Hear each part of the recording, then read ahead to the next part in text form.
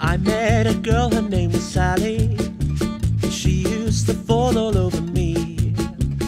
How did this song even start? Like, because how I remember it is we were in separate rooms and across the hall you were playing the guitar and you were literally playing that, just those two, like dun dun dun dun, and then you said, was it you or me who It was said, me, and I said, love country I music? love country music, I love country. Yeah.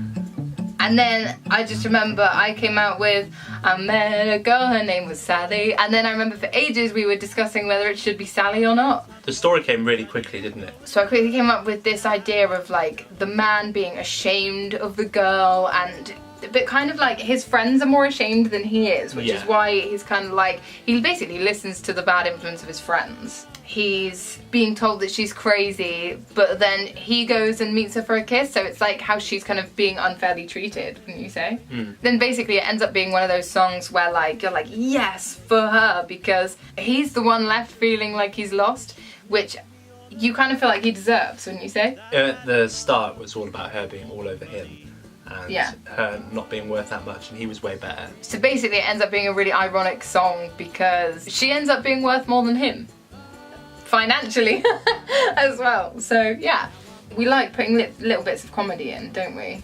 Yeah. This whole song is ironic rather than just one Playing line. with the idea of irony. Yeah. Cool.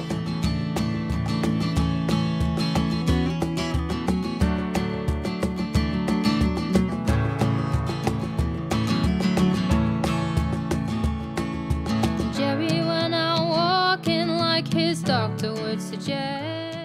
This song, the lyrics definitely came to you first before any music kind of happened. Yeah. How do I say this? I think it meant a lot to you lyrically, and the music just kind of was written to accompany that, you know? Yeah. This is kind of like half based on like kind of real events and half kind of character and an idea. The kind of bigger idea of it is that you can live a happy, fulfilled life just trying your best with the people around you and having a family, and it's kind of like, it's like, you know, he didn't care much for adventure. He said this life, it just suits me. Like, that is just like, you don't need to do fancy stuff, you don't need to, I don't know, bungee jump or be like, you know, like rich and famous and have 1 million followers to have a fulfilled, rich life. And it's the idea of this person being kind of like selfless. He'd give his rags to a rich man. You know, a rich man doesn't need his rags, but he would give it to them anyway. A father, and yeah, just a person who just gives his everything to the people around him and makes a big impact on his small part of the world. Someone I knew died really suddenly of a heart attack. So that was kind of where it started. And then I started thinking about kind of like, because the kind of like narrator of this song is the wife, or like, you know, the long-term kind of life partner of this person. And it's her kind of ultimate kind of message to him, saying kind of, you know, you've had a great life, you do anything for anyone, we had amazing kids together, like, and there's a part where he's like, it says from death he'd never cower, which is kind of, she had faith that he had fulfilled everything he ultimately needed and kind of wanted in life. Does that make sense? By having a family with her and stuff like that. So it's a kind of nice song about kind of being happy with what you've got and doing what you can for other people and being happy that you've done all you can. Anything to add? I love the bit after the chorus where it's... The hoo-hoos. Yeah, it feels like a train, you know, and it's like... Yeah. That's the uplifting bit. Like, I mean, the lyrics are like quite, I mean, sad, but they're happy. It's like a happy sad song. So that bit for me is the happiness. It's the uplifting, like, life goes on feeling kind of bit. Yeah, and he's kind of moving on in peace kind of thing. Yeah. Yeah. Next.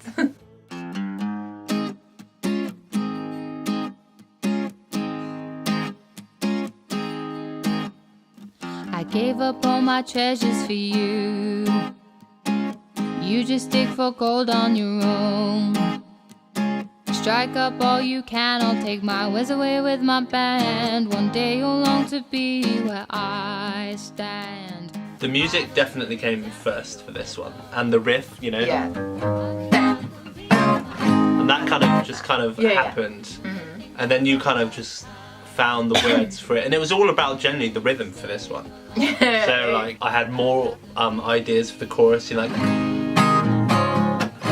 and just kind of strumming patterns like that, and then the words and the harmonies just fit, you know. This song is about when you make sacrifices for someone, or you put all of your time and effort into something, and like it doesn't come together. It doesn't work out. And it's kind of your way of saying, that's fine, I'll go do it my way, you know? So it's saying like, I don't need your rhythm to dance to. It's like, I'm still gonna go off and do great things and have a great life.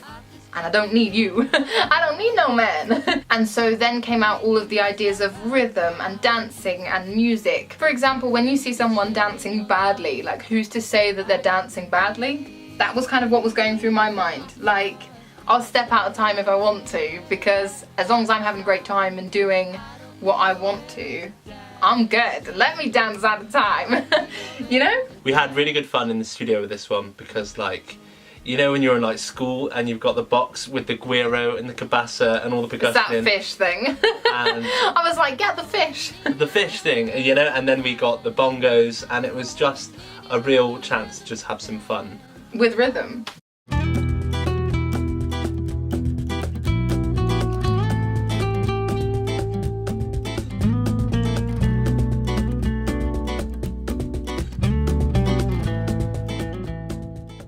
I remember starting to write this one, and you were in the shower. The title track. And I remember coming up with the riff. So bum bum bum. Yeah, up yeah, in the E because I minor. remember you did the first two notes, and I went, but it needs to go like bum And it bum. needs to go back, yeah. And Yeah. I was messing around with that at the time. Yeah. And I was going, and then you kept saying, "Oh, bring it back up." If you remember, even before that, in the shower, I was going, waiting for your love. The really high initial bit of the chorus came even before that did. And then I was like, okay, but for the verse it needs something moody. Yeah. And then you went to the boom boom boom. Yeah. I love the chorus on this one. I love the Latina feel on this one. Like this, again, became a totally different song when we started recording it to how we'd written it. Yeah, definitely. And then suddenly this kind of Latina vibe and beat started coming forward. Bam, bam, bam, bam. And all these kind of different rhythms started popping through. And then you started playing around with the vocals, you kind of just started to ad-lib at the end. Yeah. And that allowed space then for the backing vocals that you hear at the end of the For song. your love. And what I absolutely love about this EP is things like the hoo-hoos in Jerry and the Waiting for Your Love. In Devil's Game, that's my family singing as well, so mum and dad. But the main thing with the lyrics for this song is, at first glance, you would think it would be about like, you know, love and stuff like that, and everything throughout this EP is open to interpretation. Like, you know, I always think, take away what you want from songs. For me, this song is about all the different ways people kind of cope with interacting with people, and it's that thing of there's always someone in the room who people want to be next to and stuff like that. So yeah, it was kind of coping with new things, and the whole that idea of like waiting for your love is like, you're always waiting for someone to kind of appreciate what you do. In any sense of the word, like, you know, waiting for someone to appreciate how much you love them, or like, you know what I mean? You're waiting for a response in some way about something in your life pretty much all the time. I love in the outro of this, your dad does something whenever he's in the car and he's like just loving a piece of Or a music. gig. He'll do like a whoop, and he'll be like woo like that. Well, during the outro, like he was just listening to it once while we was like kind of in the studio kind of getting done, and he did it. And we kind of just like, I need that in there. we just had to put it to the microphone. It definitely added to that home feel, because that was the point of this EP. You know, it's us, it's home done, Yeah. and it's all done by us. You know, it's all released by us, it's all recorded by us, it's all written by us. There's a guitar solo as well. Yes. That was good fun. The guitar solo. So whenever we were rehearsing this with Bobby and Louis, Bobby the like kind of percussionist, cajon player, and Louis the keys player for this EP, we were all sat around together, and then we were like, okay, so this part is gonna be the guitar solo. And it was never on the guitar. It was just It was always. me. It was a mouth solo. And yeah, so the mouth solo ended up sounding similar every time.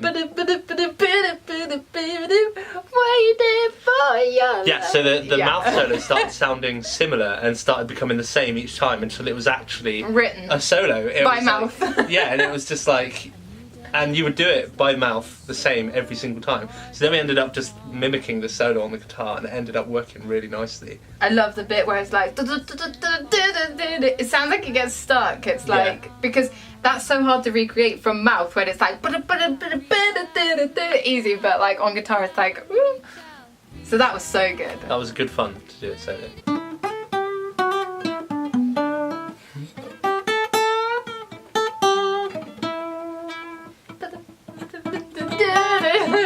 So we really hope that you are enjoying our debut EP. I really hope you enjoyed listening to our kind of thought process behind the tracks. We cannot wait to release more. Thank you so much for watching. Thank you so much for buying and pre-ordering the EP. And sharing and loving it and being great. Tie-dye for life. Thank you. Tie-dye never die.